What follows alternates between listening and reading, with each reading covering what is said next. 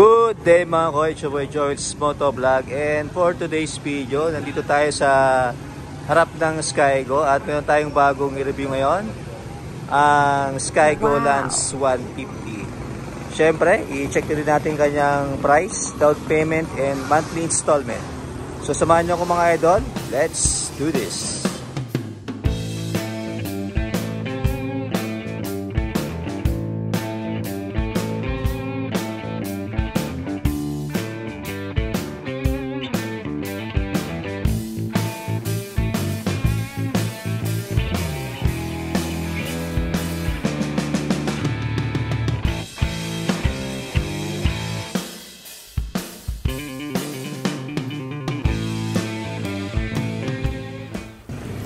Ang kanyang engine mga idol is single cylinder, 4-stroke, liquid cooled.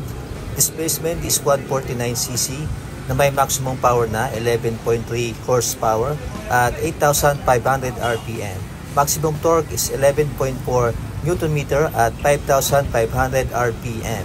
4-inch stroke, 57.3 mm by 57.9 mm. Compression ratio is 10.6:1 and fuel system is electronic fuel injection or EFI. Ang size ng kanyang gulong sa harapan is 100 by 80 by 40 tubeless.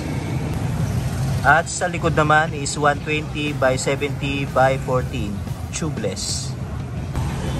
Ang kanyang fuel tank capacity na 7 liters na may fuel consumption na 42 to 44 km per liters. Ayan mga idol, dito tayo sa kanyang front face. Ayan, kita nyo naman sa kanyang manibela. Meron ditong nakalagay na Skygo. Ito, matte black. Tapos glossy white dito. Ayan mga idol, napaka-forma. At sa bandang baba, ayan, na glossy na black. At sa side naman, ang kanyang turning signal light. So ang kanyang mga ilaw mga idol is LED. Ayan, napaka-forma. At ito kanyang headlight. Ayan. Kanyang daytime running light. Tapos sa bandang baba, ayan, ang kanyang suspension na telescopic. Ang kanyang busina, ayan mga idol. At ang kanyang fender naman, ayan, glossy na white. Forma din. At ito po ay naka disc brake, naka 2-piston caliper. Ayan, naka-mag siya mga idol, max matte black.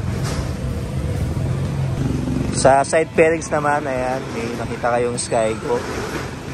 Ayan. Tapos, ayan, meron siyang brown dito na style. Glossy brown. Ayan, yung kanyang fairings. Kanyang footboard. Ayan. Tapos, dito tayo sa kanyang ignition. So keyless siya mga idol, pero pwede siyang susian in case na mawalan siya ng battery. Ayan. Ayan, keyless siya. May pocket dito sa kanyang right. Sakto lang ilalim. At sa side naman, sa left side, ayan, may siyang pocket dito. Tapos meron siyang USB charger. Hindi siya type C mga idol. Ayan. Sa bandang side naman, sa bandang likuran, ayan, mayroon ka makikitang emblem dito na Lance 150. Ayan. Color gray siya mga idol. Yung emblem niya ay silver pala. Silver. Tapos dito kanyang footrest. At ito kanyang radiator mga idol, liquid cooled siya. Ang pinagandahan niya, liquid cooled. Kanyang muffler na may heat guard. Tapos pansin ko, meron siyang tire hugger na medyo mahaba siya mga idol. Hanggang kalahati ng gulong, eh, no? Mahaba siya. Pero wala siyang cover dito sa kanyang makina. At ito po yung naka-disc brake sa kanyang likuran, ang kinagandahan niya. Diba sa may ibang common na ano, naka drum brake, ito naka disc brake mga idol. Naka single piston caliper. At malaki-laki yung gulong niya mga idol ha. Yung lapad niya is 120 by 70. Sa harap naman is 100 by 80. Ayan. Parang sa Honda Click, yung likuran ng Honda Click is 100 by 80. At ang kanyang taillight naman, ayan. LED din. Ayan, puro pa.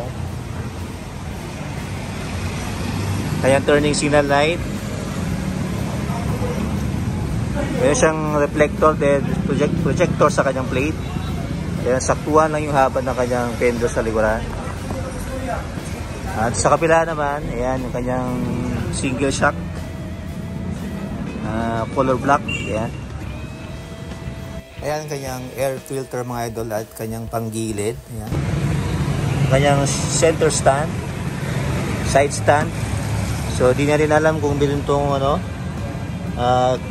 kill switch, parang meron yata. Ayun no. Sana meron. Ayan. Sa upo naman tayo, ayan. Saktuhan lang yung labot mga idol at yung grab bar niya na matte black. Check natin yung loob. Ayun, kanyang U-box mga idol. So yung luwang at lalim saktuhan lang. So hindi kasya ang half face dito na helmet. At hinahanap ko yung reserve tank ng coolant niya, siguro dito siya mga idol. Ito yung reserve tank ng coolant. Ayan, kanyang gas tank mga idol. At syempre naka digital meter panel. So i-post ko na sa screen ng kanya animation. So wala siyang battery kaya di natin makita yung animation niya. Ayan. So dito glossy brown siya sa gilid ng kanyang meter panel. At sa left side kanyang brake lever sa likuran, handle grip. Dito siyang passing mga idol. I-passing siya, tapos high beam, low beam, kusina, kayang left and right turning switch. At sa kabila naman meron siyang idling stop system yata ito mga idol. Tapos sa kanyang switch sa kanyang ilaw, pwedeng naka-on, naka-off. At ang kanyang electric start. Ayan. Sa kanyang curb weight naman mga idol is 125 kg na may seat height na 778mm. Ground clearance is 156mm. Wheelbase is 1,295mm. Ayan mga idol, ako po ay 5'5" in height. Ayos. Ganda.